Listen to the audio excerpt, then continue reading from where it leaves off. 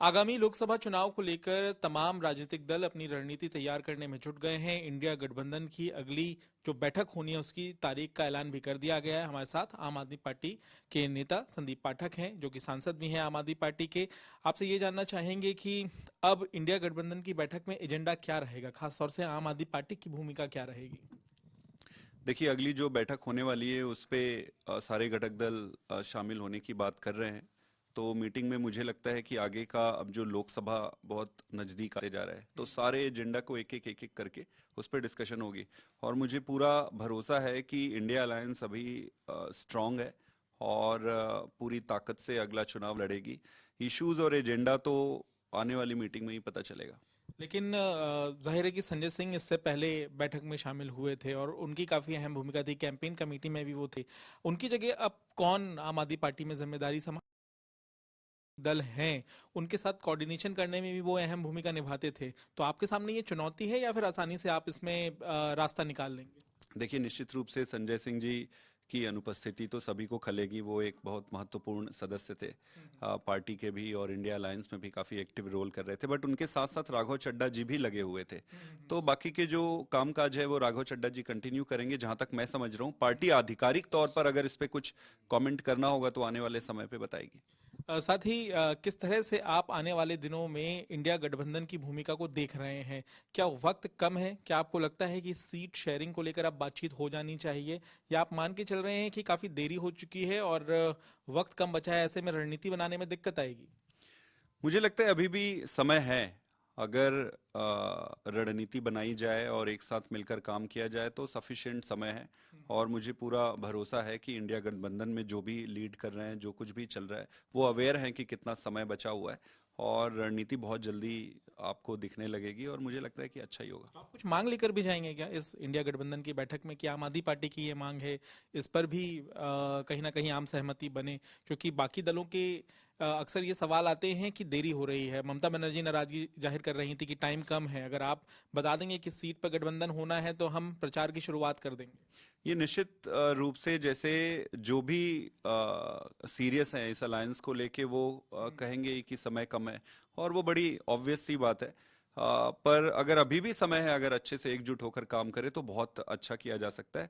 आपने जैसे प्रश्न पूछा कि हमारी कोई मांग है क्या, हमारी सच अभी कोई पार्टी ने ऑफिशियली कुछ ऐसा किया नहीं, और मुझे नहीं लगता है कोई मांग है। सारे लोग अब एकजुट होकर, इकट्ठे होकर कॉमन एजेंडा, स्ट्रैटेजी सबको लेकर काम करेंगे।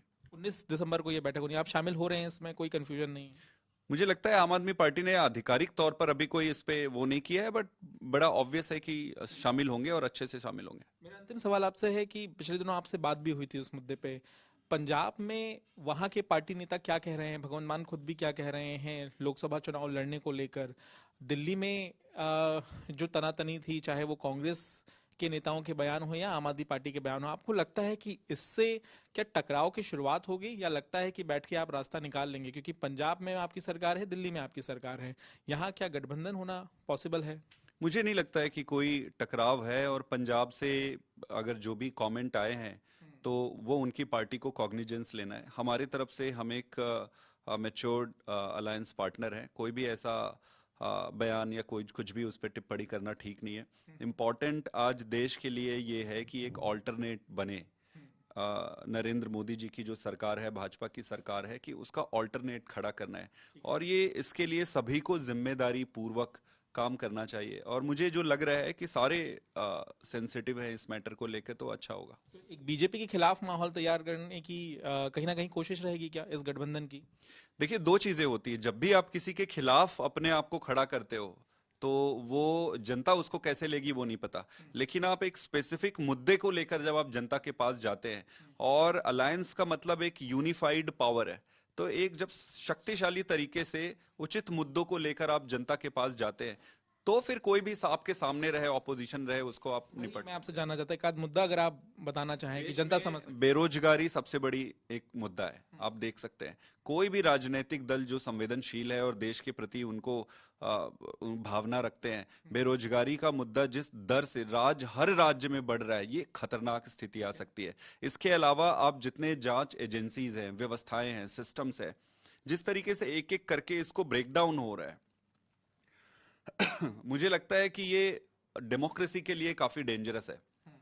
डेमोक्रेसी रहेगी, व्यवस्थाएं रहेंगी तो देश रहेगा।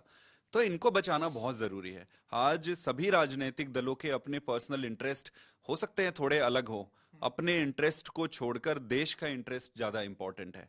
जो मैं समझ रहा हूं आज की परिस्थिति में इस देश की ढांचों को, व्यवस्थाओं को, संस्थाओं को, प्रोसेस को, इसको बचाना बहुत जरूरी है। बाकी सारी चीजें बाई प्रोडक्ट है। जांच एजेंसियों को लेकर अभी भी आपको लगता है कि विपक्षी दलों के खिलाफ कार्रवाई हो रही है, या आपको लगता है कि इस मामले में अब राय अलग हो सकती है?